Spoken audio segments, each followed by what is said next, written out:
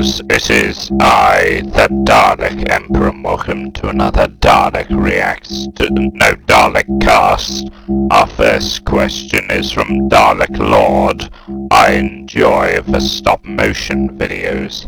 Have you ever thought about comic dubs, Emperor Dalek? Yes, I have, Dalek Lord, and I do intend to do more in the future. Recreate the final end from Evil of the Daleks, but modern version. Yes, I'll definitely consider that. Most definitely, of course. We have a couple of questions from Jamie Alberding. The first is, what is your number one top favourite epic ground battle sequence from any classic Star Wars movie? And here's my answer.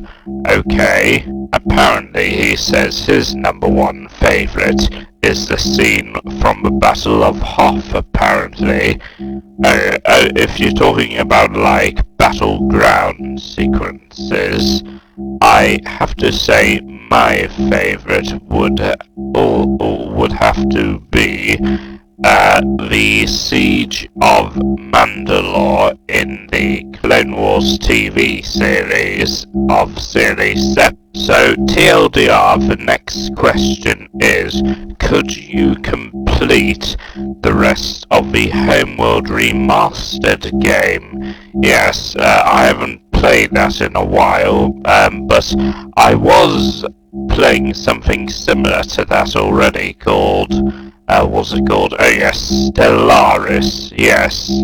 I played it alongside Mataf Productions because I thought it looked like a pretty good game myself. Anyway, yes, so, yes, on to the reactions, which I think a lot of you have suggested. Let's have a look. So apparently Giratina sent me a video. Oh, hold on, wrong video. So apparently Giratina has sent me a video of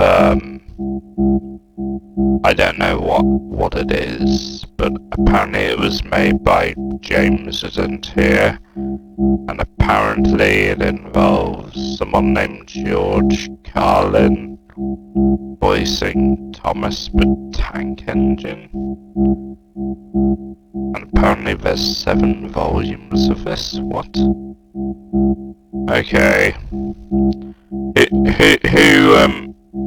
Giratina, what the heck is this? May I ask? I genuinely am really asking, what the heck is this? This might contain copyrighted content, so,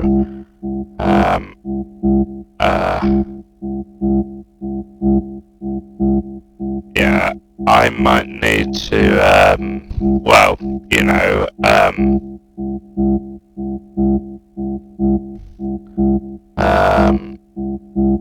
make it so that, there's only, like, copyrighted material being shown. Sorry about that, viewers. But, yeah, so let's observe and see what the heck Giratina is sending me. Because he always seems to send me these weird things, and, well, he does, I have to say, he does constantly ask sometimes of things over and over again. And it does get a bit repetitive, but okay. Let's have a look then, and see what this is all about then. Thomas is a tank engine who lives at a big station on the island of Sodor. Okay. A whole bowl of alphabet soup and then vomit up the vowels and consonants separately. He could speak 7 languages, but unfortunately he was disliked in all those countries. Then along came Sir Topham Hatt, the man in charge of all the engines on the island of Sodor. He once claimed the most difficult thing he ever did was to take a shit in a phone booth without removing his overcoat. That's not his name. Sir Topham Hatt said, 1, 2, 3, push! What a bunch of pussies, Said Sir Topham Hatt. Okay, right, I'm done. Okay. We shall take away your rail, I can't quit just yet. he said, and leave you here until you're ready to come out of the tunnel. Something I really don't like is that stop-action animation junk. Why don't they can that shit? It's fake-looking, and it detracts from the story. Right. When Henry had got up steam, he puffed out. He was dirty and covered with cobwebs. Oh, I'm stiff, he groaned. Good. Stay the fuck out of here, Said Sir Topham Hatt. The signalman ran up. Hello, Thomas, he said. What are you doing here? I'm looking for an antique lamp sticking out of a clown's ass, Said Thomas. James's driver and fireman were feeling him all over to see if he was hurt. Help, Mommy! The man is touching me like Daddy does it. Okay, I don't need to know that. Giratina, what the heck was that? What the heck was that cringe that I just saw? I have no idea what the heck that was, but yes, I have to say, when I do get reactions and video suggestions, please don't post cringe. Please don't give me cringe videos, because I'm really asking Giratina. Although I like Thomas the Tank Engine and that, yes, I have seen Thomas the Tank Engine. Please don't send me cringe, thank you. If that's perfectly alright, just send me anything like sci-fi related video, like what Jamie Alberding is doing. Don't post cringe, please. Anyway, I'm really asking there. Anyway, let's continue. So we have this video made by Bounty Hunter Bricks. Also, that video was 45 minutes long. I may react to that video in the future, but by the looks of things, that was very what's the word? Cringe. Yes. Anyway, my fellow subjects, let us continue. This video was made by Bounty Hunter Bricks and is a Star Wars related one. Let's observe it now. Also, I might have to edit that previous one that I reacted to. We should be arriving shortly, Commander.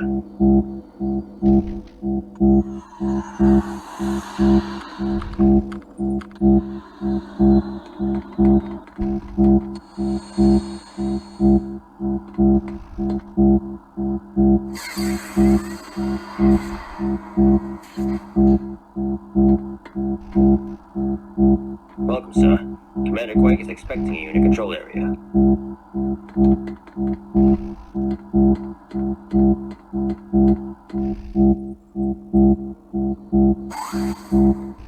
Ah, there you are, Hawk. So glad you can join us. Don't mention it. I'm just glad you gave me an excuse to pull out of those outer rim stages. No Really? treating you too kindly, I see. I can't complain, but it'll be nice to get a break from General Skywalker's antics. I don't know how you'll find your next mission much better. Ah, yes, yes, their voices definitely, do a good impression on D. Bradley Baker. They do definitely sound very much like D. Bradley Baker, even though I don't think it is him voicing him, but whatever. We've got a special assignment for you. What's the mission? Separatist forces have trapped our men deep in the valley side, with no place to retreat. Why not send in air support then? It won't work. The area is so dense with trees and mountains, we can't find a clear landing zone for our gunships. That's where your assignment comes in. Our scanners revealed a Separatist landing zone, just north of their location. Your job is to secure this platform, so our chance is a safe area to land. Then, together we can push these droids out of the sector. This won't be easy. The clankers down there can put up quite a fight. Do you think your men are up to the challenge? Are you?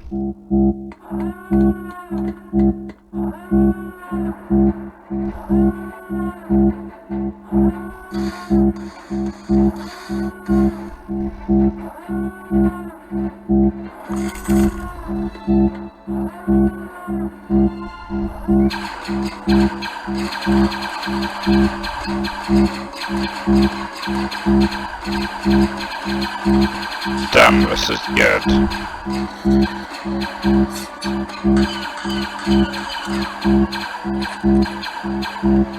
Should we retreat deep into the valley side, sir?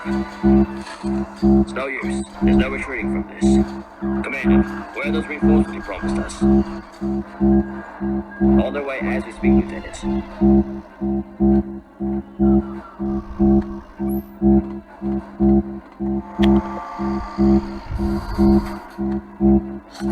Apparently this was posted on January the 1st. Interesting.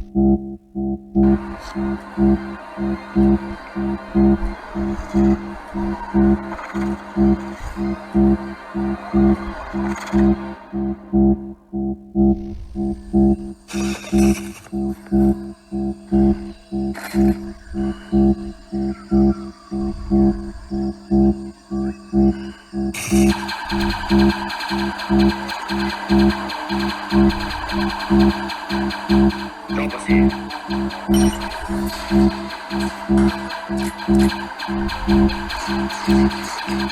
Damn, this is good.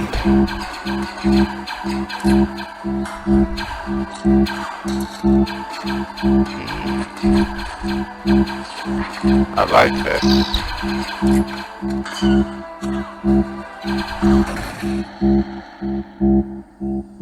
Very good. You're up. Yeah, very good job, Trooper.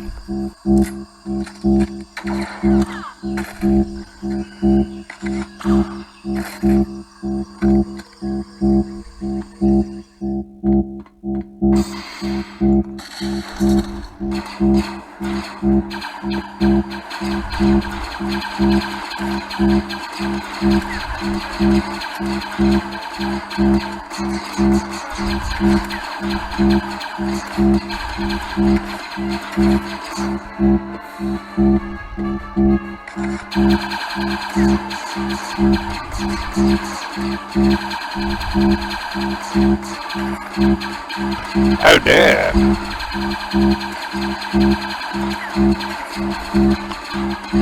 One of the claim brothers got shot and killed. Oh dear.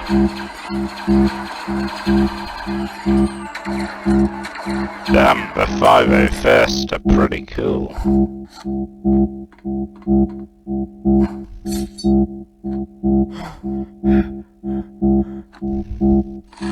Thanks. The landing zone is secure, Commander. Your forces are clear for entry. Excellent. Support will be landing shortly to assist you.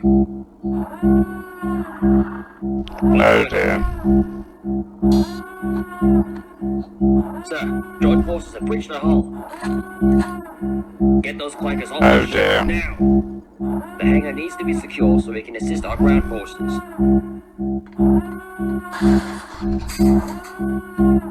Oh dear. Super battle droids. Who's that?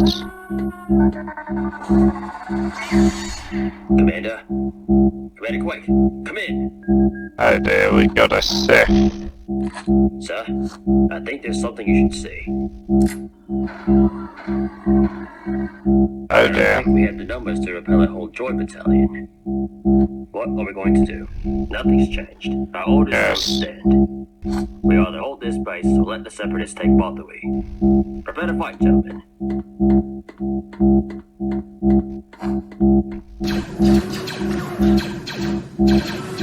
And isn't it surprising that afterwards, after the Clone Wars, they become exactly what the Separatists swore to destroy?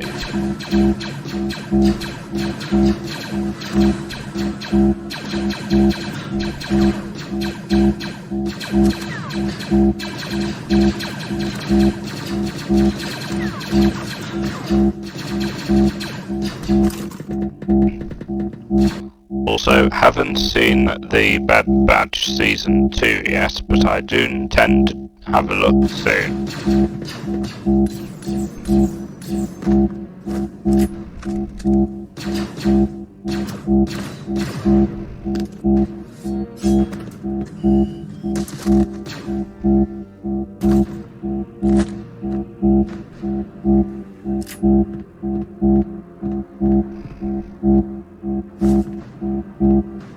Get to the hangar.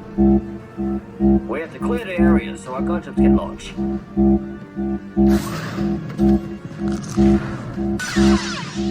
Oh dear. Get out of here now.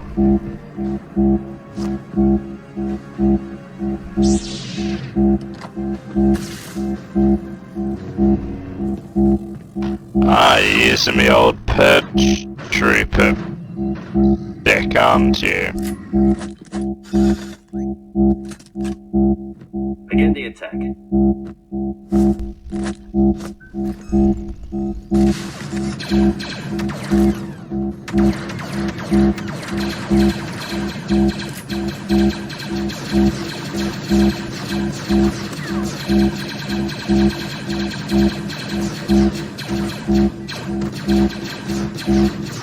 Oh no!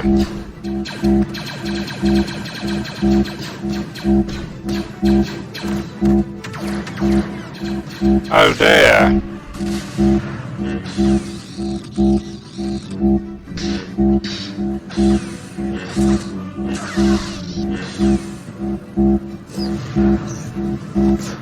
I'm guessing he probably works at Camp Dooku, but I don't know. Why is there a Sith Trooper here?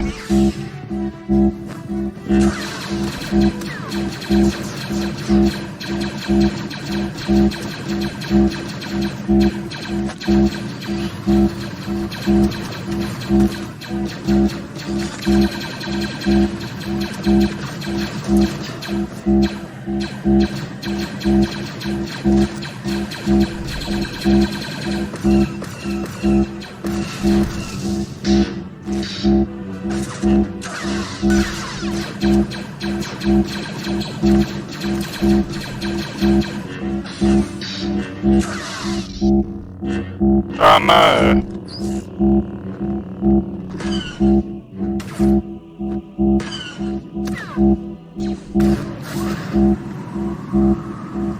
Oh dear!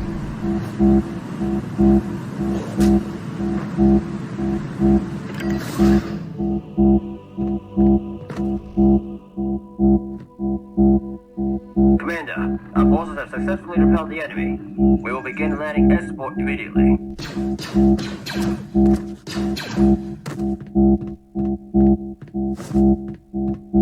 Oh dear.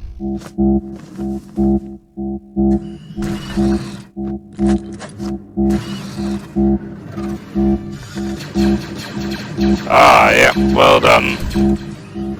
Yeah, what took you so long? We ran into a few problems of our own.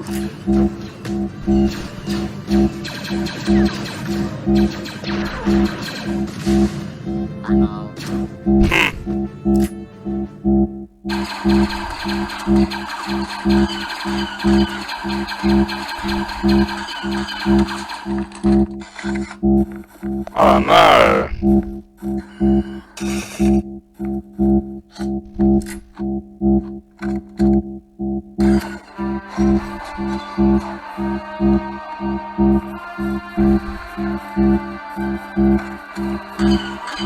Yay, well done.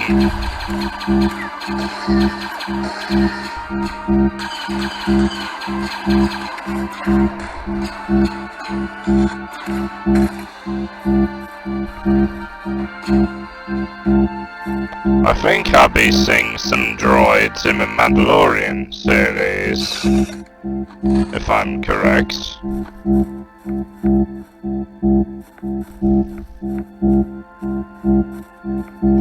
Glad to see you still in one piece, Lieutenant. Without your support, I wouldn't be. Seems the Clankers put up more of a fight than we were expecting. All the same, we're in your debt, Commander. No. Thanks to your efforts, our forces now have a clear foothold to push the remaining droids out of this sector.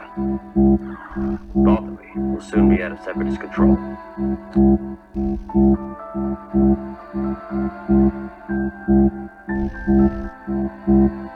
That was lovely. I liked that.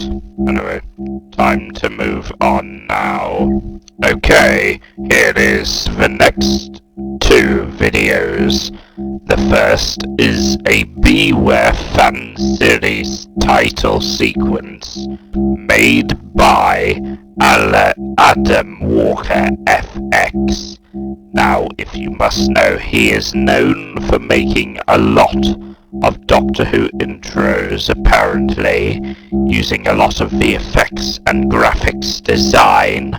All credit will go to Adam Walker.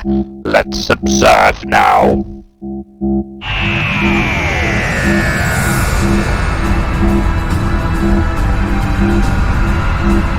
Impressive.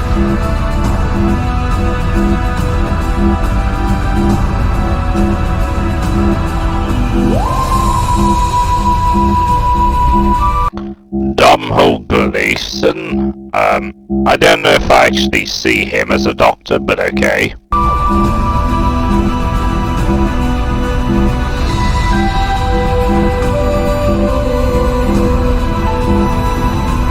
Well, I think I've already seen this, haven't I?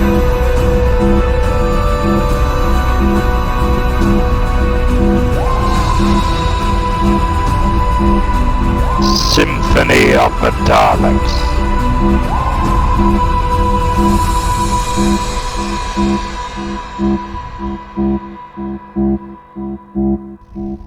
Okay. It's a collaborative effort with Beware, a fan-made Doctor Who series. And was storyboarded by him. Okay, cool. Thank you. Thank you, Adam Walker, again.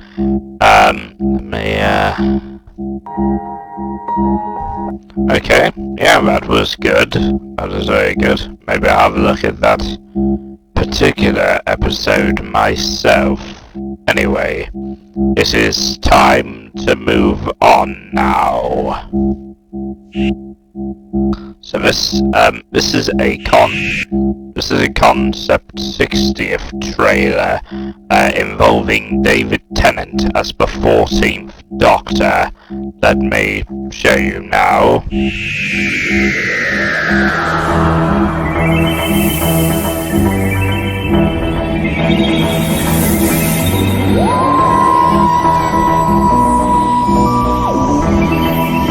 Oh, I see what you were trying to do. You were doing... Yeah, it's like with the new logo, you're trying to kind of retrorize. You're trying to basically make like a retro version of the Fourth Doctor's intro. Interesting, I like that.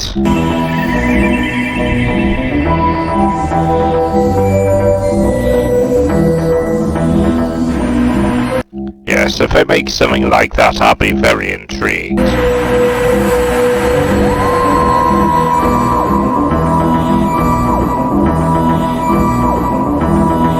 Revenge of a Toy Maker by Russell T. Davis.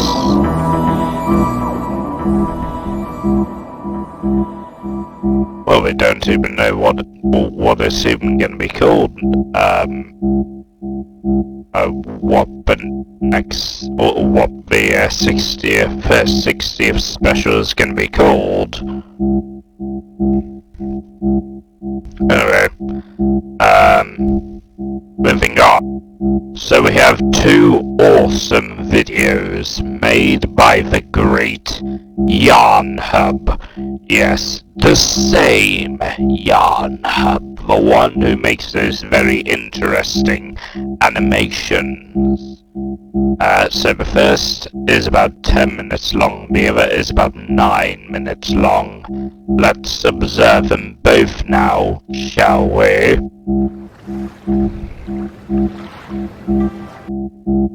I think the first one is based in 1942 off the coast of Singapore.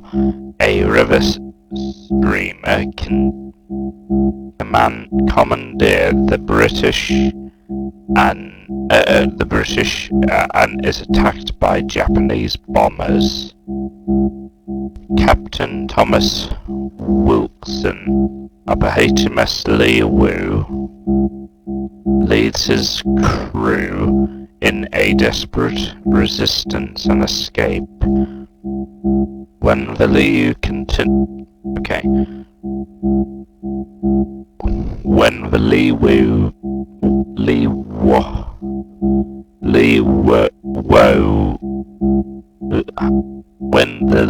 Woo continues on its journey through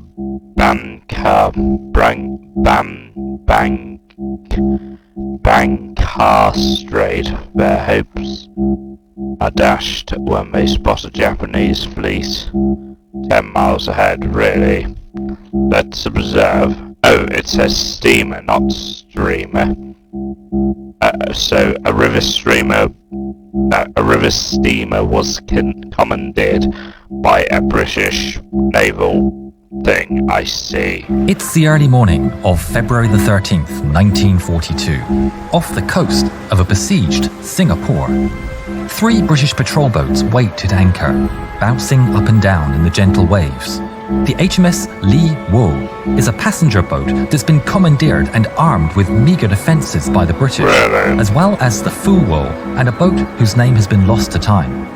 Aboard Lee Woo, Captain Thomas Wilkinson is fast asleep, resting before the journey ahead. Singapore is about to fall into Japanese hands, and they need to make a run for safety first thing in the morning.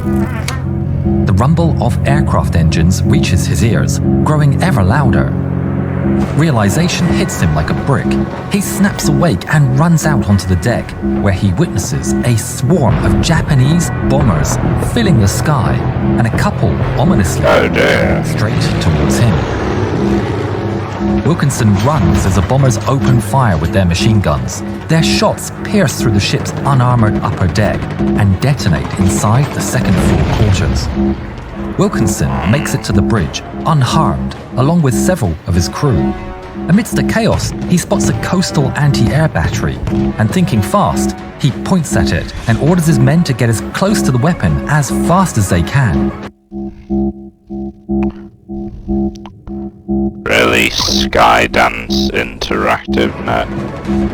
Meanwhile, an RAF sergeant and a Navy sailor burst open. When did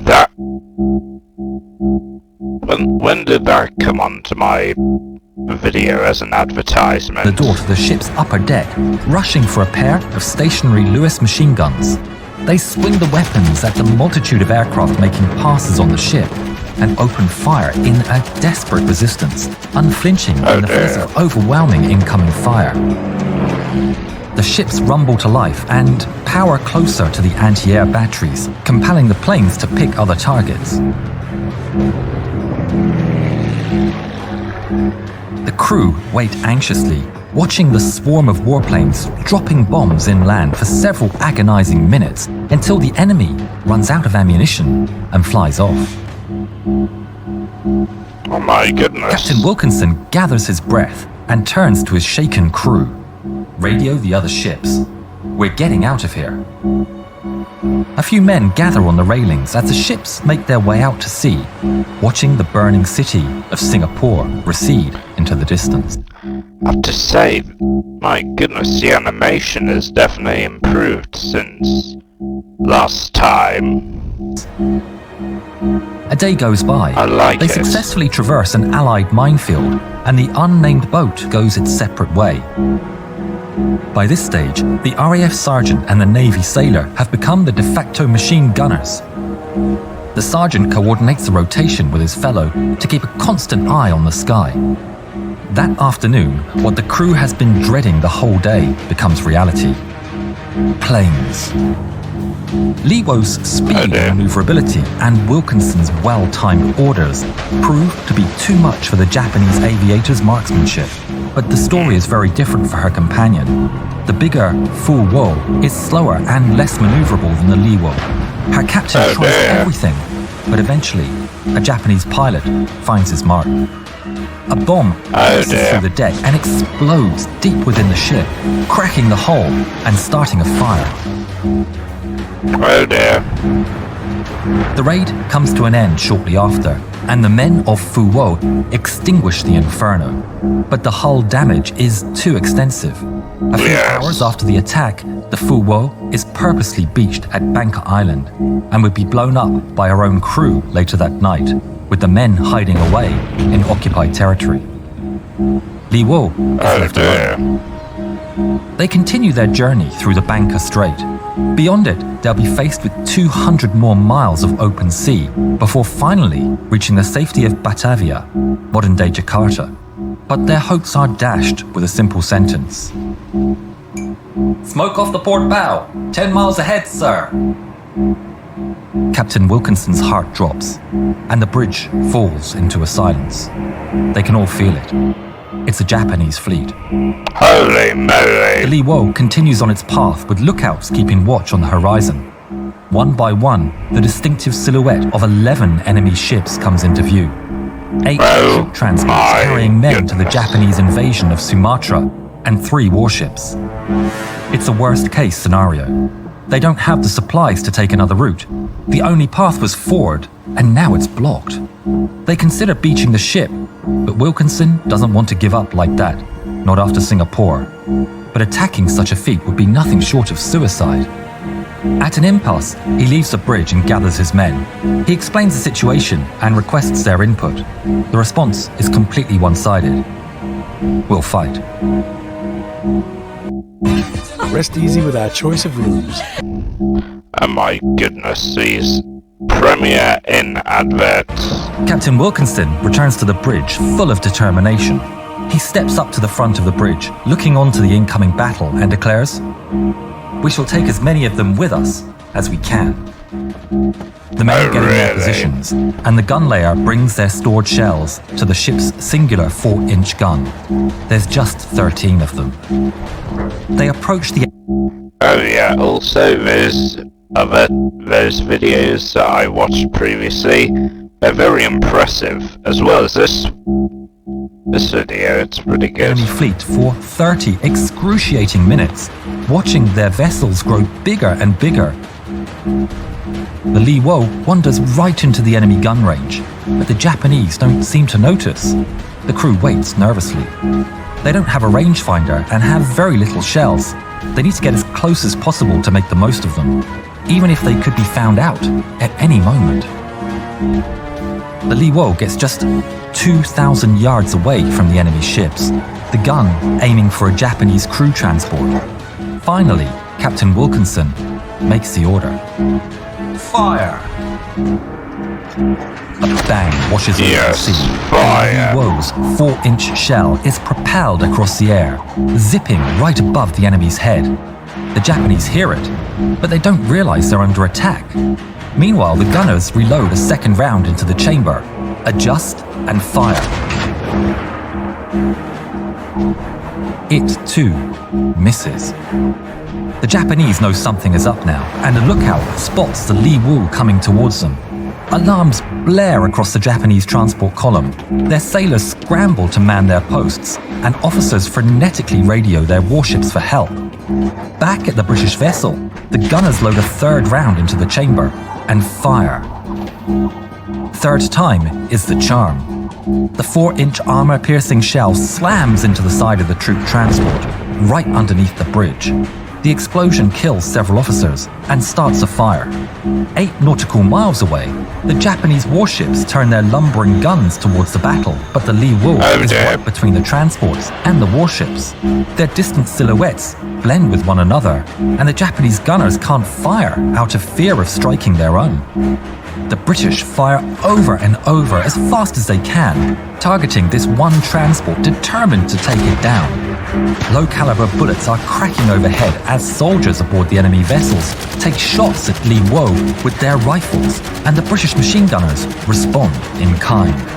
I see. The Lee Woe runs out of armor-piercing shells, and they load high explosives. They fire at their target from nearby point blank.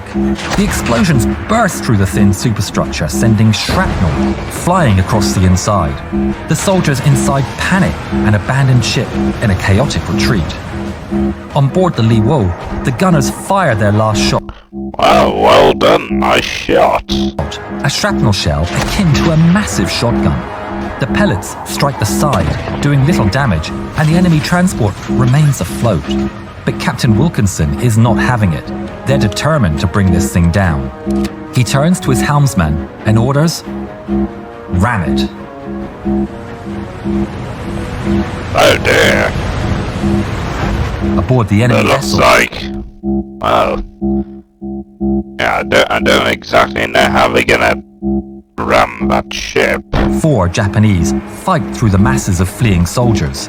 They get hold of an anti-air weapon on deck and open fire at the rapidly approaching Lee Woe.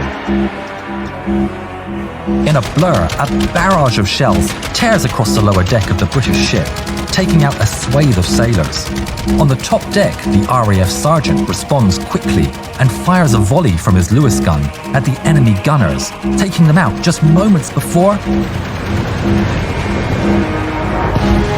the British ship impacts the side of the Japanese vessel with furious force. The Lee Woe's hull buckles under the strain, and its bow pierces the side of the enemy ship. A second transport sails by just 200 meters away. Their soldiers take pot shots at Lee Woe. The sergeant recovers from the impact and turns his machine gun's anger to this new enemy, taking out a multitude of soldiers on deck. Then, Lee Woe breaks away from the enemy ship, dead in the water. The rest of the Japanese transports escape the scene, opening up a line of sight for their warships. Oh dear. Massive shells strike the Lee Woe's tiny form, causing devastating damage. For Captain Wilkinson, this is the cue. They're done. Abandon ship, he commands.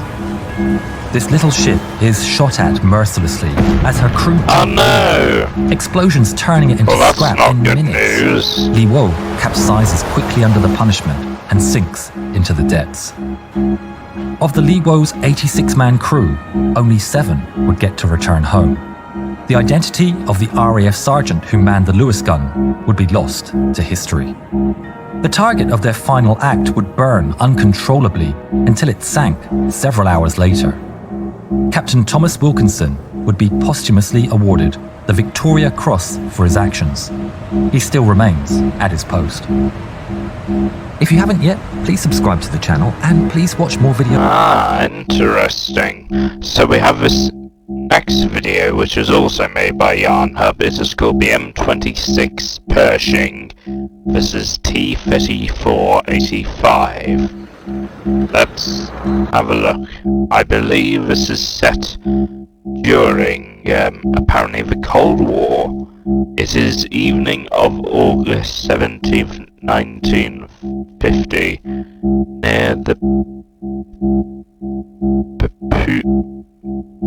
near the city of Busan in South Korea. UN forces have been pushed back from a moment, gang. from just south of Seoul to cornered against Busan. Wait, Busan? Oh wait, no. I thought that said train to Busan. Oh yeah, Boost. There's a film about there's a zombie film called Train to Busan or Busan?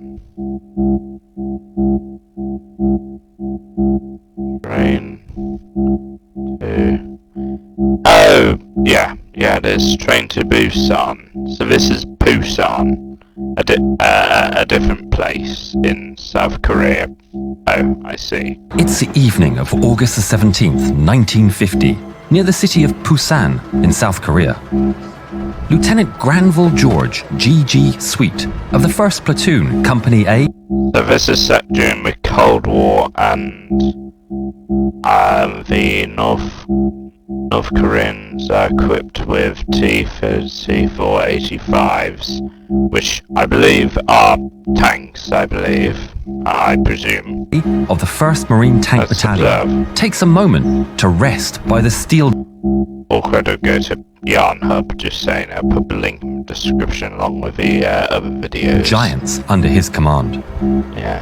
Around him is nothing but misery. UN forces have been pushed back from the moment they became involved, going from just south of Seoul to cornered against the sea in Busan in just a month. I see. One of the biggest and most demoralizing problems has been surrounding armor. The North Koreans are equipped with Soviet T-34-85s. With its 85mm cannon, it's easily capable of piercing the American Chaffees and Shermans. Oh, that's why it's called a T-34-85, because it's got like 85mm cannons, and I presume the length of a tank without the cannon is probably 34, but I don't know. While only the Sherman can fight it effectively in return. And to make matters worse, they vastly outnumber the Shermans, meaning that most of the time, soldiers had to fight them with Chaffees, bazookas, or no anti-tank weapons at all, giving the T-34-85s a fearsome reputation. Oh dear. But today, Sweet has a reason for optimism, for under him isn't a Chaffee or a Sherman, but it's a late World War II M26 Pershing. His 4-tank platoon has been fighting in the defense of Busan, and they've performed brilliantly, but he's still to meet the tank that has been dominating the battlefield in the last month. Lieutenant Sweet's crews busy themselves hauling ammunition into their tanks as the sky turns orange with the sunset, when suddenly an urgent message arrives through the radio. Flash purple! Flash purple! Those are code words for one thing: incoming enemy armor. Sweet springs into action, ordering his crew to prepare for combat. The men of the supply depot rush to finish the resupply job, dumping jerry cans into the Pershing. I see. So, by the looks of things, if North Korea is involved with this, probably said during the Cold War. Fuel tanks as fast as they can and spilling gasoline in their haste. Full! We're ready. Oh my goodness, no wonder. Oh my goodness. No wonder the animation and graphics look good. This uses Unreal Engine content. Wow, no way. I didn't realize that. So we used Unreal Engine to make this. Interesting. Get moving. One after the other, the 4 Pershings 18-litre V8s come to life with a deafening roar, rolling out to their first tank-on-tank duel. On the battlefield, the men of the 1st Marine Provisional Brigade scramble to counter the enemy advance, taking positions on the barren hills lining the narrow dirt road, through which 4 T-34-85s trundle onward, followed by lines of infantry. The Marines open fire on the North Korean soldiers, who take cover in the hills. The T-34s fire back, continuing to advance as small arms fire bounces off their armor. Marine bazooka teams hurry to meet the charging armor. They open fire and strike the lead tank right on its external fuel tanks, bursting them open and lighting a massive fireball across the engine deck. But the tank is unharmed within, and its crew keeps pushing, uncaring of the flames engulfing the rear of their machine. Oh dear!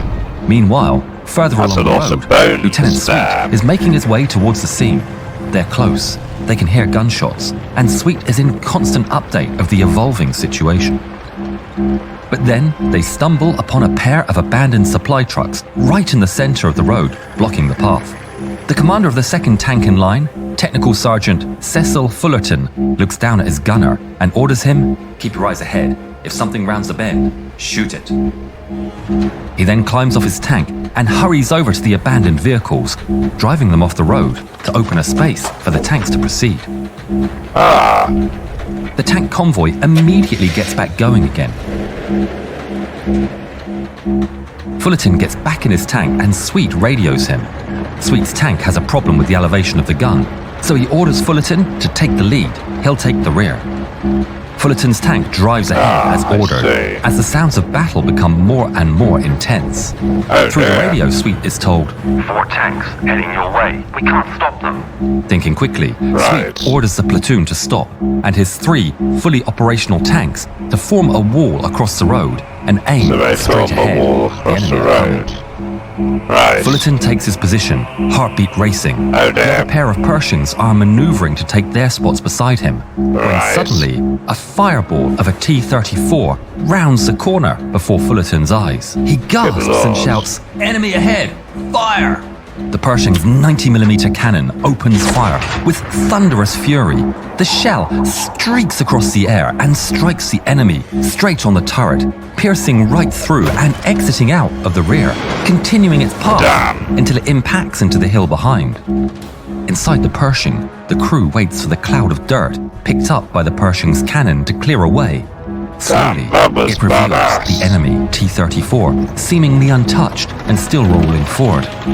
Fullerton shouts, "Another!" just as the loader slams a second high-velocity armor-piercing shell into the breech. The gunner pulls the trigger a second time, and the shell slams into the T-34's upper plate, once again cutting straight through the enemy and firing out the rear of the turret. It too impacts the hill behind, making the Marines taking cover on the other side believe that they're under fire. The smoke clears, and Fullerton is shocked to see the T-34 still rolling forward. Thinking they had missed, he exclaims, "Another! Hit it for God's sake!" The Pershing fires for a third time, impacting the enemy on their left-hand side. They hit the ammunition, and fire immediately pours out of the 3 points of impact. The Soviet-made machine finally comes to a grinding halt. It's a hit! We got it! Simultaneously, the second... As I said, it's still amazing, the HD and materials on each of the characters' face. Pershing in line maneuvers its way next to Fullerton's tank, just in time for the next. It's amazing how games like these are easily made. With these types of graphics, you can make like any game. T-34-85 to appear from behind the wreck of his comrade. The words "Fire!" echo with I could make a game one day. The American machines, and both Pershings open fire in unison. 2 armor-piercing shells slam into the enemy armor. One impacts the T-34's turret cheek, causing it to violently spin around, and the disoriented North Korean gunner fires into the side of the hill. The 2 American tanks reload, and another volley of shells strikes the enemy, piercing their armor and causing the T-34 to burst into flames. But despite the inferno, the Americans watch incredulous as its turret continues to slowly turn towards them. Load HE! Keep firing! The 90mm weapons continue to shoot, round after round, slamming the enemy with 4 more high-explosive shells, stopping the enemy for good. But then, a radio transmission comes from the Pershings behind. Fullerton, look out, you're on fire! Without him realizing, Oh, dear. the gasoline spilled during the refueling had been set alight by an ember from his tank's own cannon. Oh no! The flame rises above the engine deck, and confusion spreads among the crew. But any thought of bailing out is suddenly squashed by a deafening clang reverberating through the Pershing's hull. Fullerton looks through the scope and spots a third T-34-85 firing from behind the smouldering wreckages of his comrades. Oh, With no. the flames behind them pushed to the back of his mind, Fullerton orders, "Enemy ahead! Fire! Fire!" A second shot from the enemy ricochets off the Pershing's armor before the might of the 2 90mm main guns is unleashed once more. The ground quakes as they release their fury, and the T-34-85 is struck down by their shells. 3 men immediately jump out of the enemy tank and flee into the darkening landscape, just in time before another deadly volley pierces through their abandoned war machine. The 2 Pershings continue to lay their fire upon the T-34s, trying to make them burn, while Marines watch in amazement from the other side. Damn! The fire that's burning upon the American tanks is repeatedly blown out by their muzzle blast, only to be reignited by the following shot, making a very confusing sight for the onlooking Marines. Behind the 3 wrecks, the 4th T-34-85 changes its mind and turns around to flee the scene. But a bazooka squad from the gathered Marines have other plans. They peek over the hill and open fire at its weak side armor, neutralizing it in a single strike. Finally, the order comes well for the done. fire to cease, and the battlefield falls silent. Before them lay 3 burning T-34-85s, at the cost of no casualties for the Pershings. Lieutenant Sweet can't help but feel relief. The myth of the T-34-85's invincibility had been spectacularly shattered. Lieutenant Granville Short Sweet would survive the war and return home, and he passed away peacefully in 2010. Technical Sergeant Cecil Roy Fullerton would be awarded the Bronze Star for his actions. He's still alive today, and we hope he likes this film. Ah, excellent. I'm pretty sure he does. Anyway, it's time to move on. Yet again, we have 2 videos made by Dalek Ray. The first is a time controller battling a Dalek. I believe this is a recreation scene from a audio production known as Dark Eyes, which involves a time controller. Yes, and he is battling a Dalek. And I have no idea why. Perhaps he was considered a traitor, but I don't know. Luckily, the time strategist isn't like that. But just to be sure, let's have a look. Hello? Brother Omar? You did not respond to my... Oh. Oh no. The security center seems altered somehow. Proto-gens. I don't understand. What is this place? Go. Get out of here. Run. Is that Brother Omar? Is he dead? Yes. Yes, and so will you be if you don't turn around and... Silence, Livchenka! I am Yes, Brother Ken. silence. Are you Daleks? You do not know what Daleks are. There are no Daleks on Orion. I beg your pardon, I believe you are Dalek. There are no Daleks on Orion. There are no Daleks on Orion. The administrative creatures are genetically engineered to live in denial of our existence. Their minds do not retain any information relating to Daleks. They're not just your security keys. They're your cover story too. This presence has alerted the Dalek sentry. There are more Daleks here. A minimal defense detachment.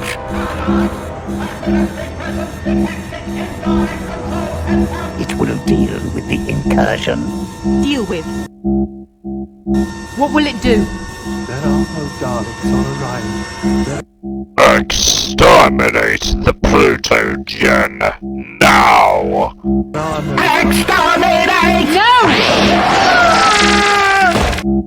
Pathetic waste of resources. You didn't have to do that. What is your purpose here? What is your purpose? I am the Dalek Time Controller. You have not been summoned. You have not been summoned. Authority. You are my inferior. Your presence is not required here. No, it is not required here. Why are you here, Time Controller? If you believe that to be true, then neither is yours. Betrayal! Target and destroy! Okay, we have another video made by DALEKcasT, a recreation from Blood of the Daleks, again, involving the Imperial Daleks. Identify yourselves. We are the ultimate evolution. Red Rocket Rising Daleks. Our creator has sent us to greet you. Also, I think those are the original designs of the Daleks before Davros settled with a more sophisticated design. You are the Daleks created on Red Rocket Rising. Are you? Yes, our creator made us by studying your technology. He sent out a signal for you to come and assist. Ah, the models were made by Lone Dalek. Interesting. In the birthing And Dr. Genocide.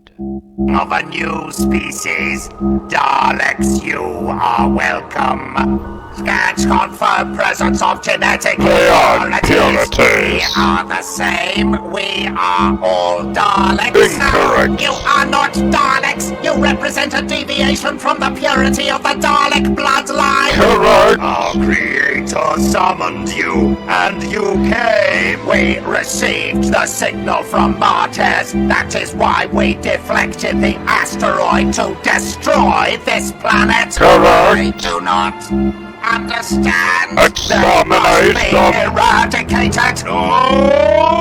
Exterminate. Why would you do this? We are Daleks. We are the same. You were summoned to bring life to our species. For your species of mutants, there can be only Extermination. Exterminate! Exterminate! Well, what a wonderful selection of videos. It is time to end now. So, anyway, my fellow subjects, if you enjoyed this, remember to subscribe for more, and I will see you all in the next video. Then goodbye. Thanks all for the enjoyable video today. Don't forget to click below to subscribe to the official Dalek Empire, or you will be exterminated.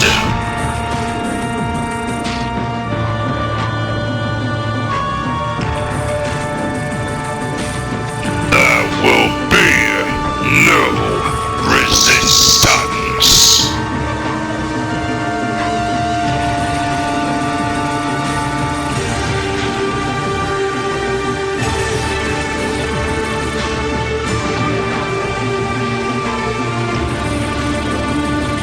I am the God of all